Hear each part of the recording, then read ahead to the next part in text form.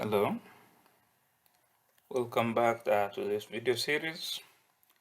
This video will be dealing with formula. Well, though our PDF PowerPoint show formula and function, but in this video we'll be dealing with formula only. What is a formula? In mathematics, when we were learning 2 plus 3 is equal to 5. The same way, when we are referring that 2 plus 3 in Excel, it will lead to having number 5 as a result. So with Excel, when they define the meaning of formula, it's just anything that can be applied or we can apply to ourselves that can lead to a particular computation and then having a result of any sort in our own cell. Now let's see procedure of entering the formula. Yes, basics of entering the formula first, and then we'll go to some formulas so we can understand each other. The basics of entering the formula are this one. You'll have to first click the cell where you want to enter the formula. You will have to click in the formula bar if you want to enter data rather than the cell. So here, let me just use sheet 12 here. Let me just create a new workbook. It's much simpler, it's much cleaner. So we have to click a cell that where we want to enter data, just like we learn in entering data and editing data in our worksheet. Next, you can use the formula bar from here to start typing your formula. So we'll start typing our formula there and we'll see how. Let me close this one, training, and save. Yes, we can start typing from the formula bar, or we can start typing from the cell which is the active cell that can be used to receive data. With each formula or function in Excel, you'll be required to use the equal sign as a predecessor toward writing any formula or any function. So each formula you'll be required to add to start with the equal sign. For example, I want to add 2 plus 5. I'll have to have equal sign, then 2 plus 5. When I press enter, I'll have 7. But when I click on that cell which contains the answer, on it, it will show me the answer 7. But on the formula bar, it will show me the formula that has resulted to that answer 7. So that's why this this area here is called a formula bar. After step 3, you enter the sign. We must enter the formula. For example, there, we already done an example. After we finished entering our formula, we are required to press enter or to press tab as we were entering data in the cell, and our formula will be saved. But with formula and function, there could be errors. You could have written a formula in a syntax that Excel doesn't understand. We'll discuss that in the next video, which will be dealing with errors and how to correct them. But now let's have more examples with formulas. So with Excel, with the first example I've done, this one, it shows that I'm adding 2 plus 5, but I'm using only one cell to add those datas. So with Excel, it's designed to deal with multiple data. So let's assume these are results. And we have, no, sorry, it has to be results. Results, yes, correct, tab. And we have, let's say, mathematics, math, and English. And let's have some demo data, 80, 65, 87. And in English, let me feed data a little bit fast. Those data's there. And we want to find the sum for each student. Let me insert column here, and we have a name. And we have this is student 1. And I will autofill the data since it's of the 1. That means incrementing factor will be 1. And when I autofill this data, we'll have student 3 to student 6 as it shows. Let's find the sum. finding the sum of the score of the students, it will be 80 and 54. I'll have to press equal sign as default, the first precedence of creating a formula or having a formula or function in Excel. And then the first formula that we used, we were dealing with data that were already in those, we included data in our cells. We added like this, 2 plus 5. The 2 is already in the same cell, D3.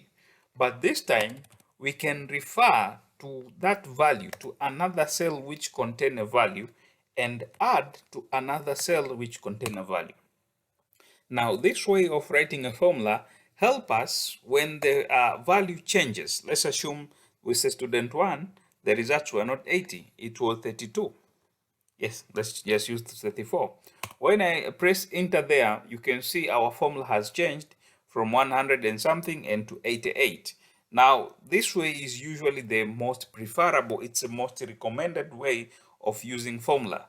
All the data or the argument that are applied in the formula have to be from another cells or another worksheet or totally another workbook which have data. Now from here, we already learned in editing data or in adding data, we learned the autofill feature. Since we are adding for student 1, his math score and his English score, they're in B3 and C3 respectively. We have to autofill for student 2, 3, 4, 5, and 6 so that we don't have to retype this formula throughout. So when I autofill, this time I won't autofill by using drag. I'll autofill by going to the autofill handler and double left click, whereby it will autofill across, it will autofill my column across all the 6 students. Now the trick here is that I have adjacent column that has data. That's why this autofill by auto-clicking, double-clicking the autofill handler usually works. Now this is the best way of having having the autofill, since it's simpler and you don't have to care, you don't have to know where the autofill will end. It will just end adjacently to the column which has data. Now with the formula as far as it's concerned, now we have created the formula sum. Now let's assume we want to find the average about for student 1 in mathematics and English. What is the average score that the student get? Now here, since we don't have the formula for average, first let me find average. There is a function for finding average in Excel, but now since we are dealing with formula, let's just use the average, usually normal calculation using average formula, which can be found in I think it's in mathematics. Now, since we want to find the average, we know average can be found by having the sum or the total minus dividing by we have the total dividing by the numbers of entities that form that total. So if we have in mathematics and English, that means the entities that form we can be finding the average through, it is 2. So I'll have the total and I'll have to divide. The divide sign in that forward slash. Since I'm dividing by 2 and I don't have that 2, I'll have to write 2 manually. When I press enter, it will give me the average that this student 1 has average of 44 score in mathematics and English. Now the autofill can be applied also the same. When I double left on autofill handler, it will autofill across my my column, but it will only end with where the columns on adjacent column, it will only end the autofill on adjacent column where it has data. Now that's the formula for average. Now any other formula that we have in mathematics can be applied to cell level.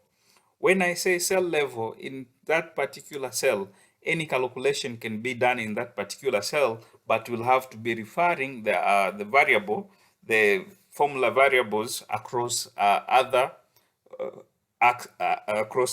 cells, across other cell addresses. That's why it's recommended that way, so that when the value change in those cells, the formula will recalculate the results or will calculate the answer automatically. So it's preferable to use this way. In the formula, we have to refer the value that we are either dealing with, we are calculating, whether we are summing, we are minusing, or we are doing any calculation using the cell addresses. We don't have to have hard code like we use here in the average. This too is supposed to be somewhere in the cell whereby it is referred to come here, so we have that average. But not that average, it has a specific function for calculating average. So you don't have to know the sum or the items number that are resulted to that sum. So we have to divide by that number. But this is just for demonstration purposes. So all through this function here can be applied. We can have less than or equal, greater than or equal. All these are formula can be applied. All formula can be applied depending on your need. There is a percentage. For example, we are looking for percent. Let's say we are calculating how much percent someone is paid, or any other percent, which we can calculate using this formula here. But let me go with the next video. Let's end here. And with the next video, we'll show how we can debug errors. We can remove errors in our Excel formulas. We can see, we already seen some errors when we, for example, when we were dealing with phone numbers, those were warning, but we will see how we can be dealing with correcting errors that or warning that will be appearing from in our Excel worksheet. Okay, with this slide, I stopped here since it said copying formula from cells to cell. It's basically the same, whereby which we are autofilling. I already explained that. Detecting and correct formula will be in our next video. Thank you.